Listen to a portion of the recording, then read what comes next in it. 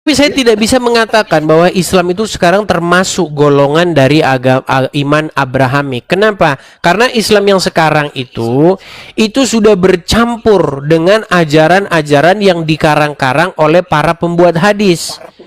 Begitu. Misalnya disuruh ke Arab. Di sana di Arab disuruh mencium batu. Itu kan sebenarnya ajaran-ajaran hadis. Di dalam Al-Quran nggak ada. Di dalam Al-Quran tidak pernah ada perintah suruh ke Arab nyiumin batu, nggak ada itu. Ya memang tidak ada. Bahkan tidak ada perintah naik haji ke Mekah, nggak ada di dalam Al-Quran. Sebetulnya kalau masalah naik haji, saya kan kalau Al-Quran saya belum memperdalami ya. Jujur aja belum memperdalami masalah naik haji di Al-Quran itu. Cuman baru Ya, dengar di dalam Al-Quran naik haji itu ke Baka dikatakan. Ya bibakah. Iya, Ya, bibakati, ya baka. Kemudian kata baka ini sama ulama-ulama dipelintir menjadi Mekah. Iya. Hurufnya itu baka. ya. Tapi karena umat muslim malas mikir, ya udahlah Baka itu ya Makkah, kubah aja lah ganti Makkah. Akhirnya Baka dirubah jadi Mekah. Gitu. Ya itu ada sesuatu lah yang saya juga cari tahu gitu. Cari tahu masalah itu. Dan masalah ya gimana ya? Ada sesuatu juga sih agak berat-berat juga gitu itu.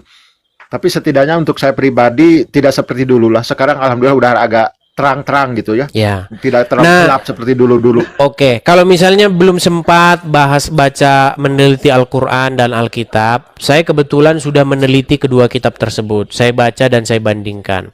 Ada sekitar 70 kurang lebih ya, 70-an% isi daripada Al-Quran itu sebenarnya diambil daripada Alkitab.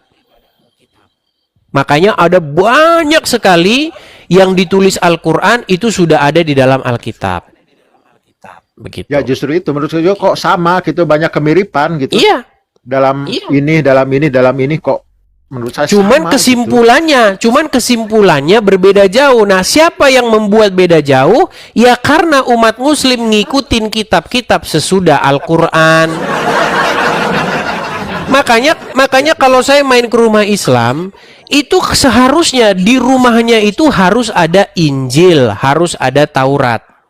Karena kepada kitab itulah orang Islam diperintahkan untuk beriman. Tetapi sayang kalau kita main ke rumah orang-orang Islam, yang ada itu bukan kitab-kitab itu. Yang ada itu malah kitab kuning, kitab fikih, kitab-kitab ini, kitab-kitab yang dikarang-karang, kitab-kitab yang muncul sesudah Al-Quran.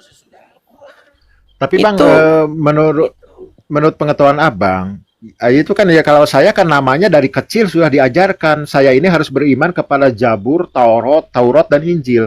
Yang dimaksud Zabur, Taurat, Injil saat ini apa sih sebetulnya? Ya Zabur, sudah Taurat pasti. itu. Ya sudah pastilah yang ada di tangan kami. Tidak mungkin Taurat Zabur yang ada di alam hayal. Kan karena begini, masalahnya itu begini. Ini kitab Injil dan kitab Taurat dibaca sama orang muslim. Loh, kok Injil Matius, Markus, Lukas? Berarti bukan ini. Terus yang mana kalau begitu? Mana? Masalahnya begini, masalahnya itu berangkat daripada orang-orang yang membuat cerita-cerita tentang Muhammad. Sebenarnya ya, Muhammad versi Al-Quran dengan Muhammad versi hadis itu bertolak belakang jauh. 180 derajat. Memang betul. Contoh, betul. Begini. Di dalam hadis itu ada kisah begini. Suatu ketika sahabat Muhammad yang bernama Umar ibnu Khattab, dia membawa lembaran Taurat dan Zabur. Dia bawa lembaran Taurat dan Injil itu kan dibawa. Datanglah dia kepada Muhammad. Nah, menurut narasi cerita tersebut dikatakan Muhammad berwajah muram, dia merah mukanya. Karena apa? Karena Umar bin Khattab membawa lembaran Taurat dan Injil. Bagaimana mungkin Al-Quran memerintahkan untuk beriman kepada Taurat dan Injil, tetapi ketika sahabat Muhammad membawa Taurat dan Injil, muka Muhammad muram? Ini. Betul. Artinya apa? Artinya Muhammad digambarkan sebagai sosok yang anti terhadap Injil, anti terhadap Taurat. Padahal kitab tersebut, kata Al-Quran, membenarkan Muhammad. Betul? Iya, betul ya. Nah, sebenarnya saya tahu modus atau motif dibuatnya cerita tersebut supaya apa? Supaya umat muslim yang hidup sekarang itu menjauhkan diri dari Injil dan Taurat. Itu sebenarnya maksudnya. Masa Muhammad digambarkan sebagai orang yang marah kalau ada orang bawa Injil? Iya kan? Makanya setelah saya selidiki dengan seksama, setelah saya periksa dengan seksama bahwa agama Islam yang ada sekarang ini itu sudah jauh sekali berbeda dengan agama Islam yang sebenarnya. Padahal agama Islam yang sebenarnya itu haruslah dia itu meneruskan ajaran-ajaran yang terdahulu. Begitu. Ya, terima kasih Bang Edis ya.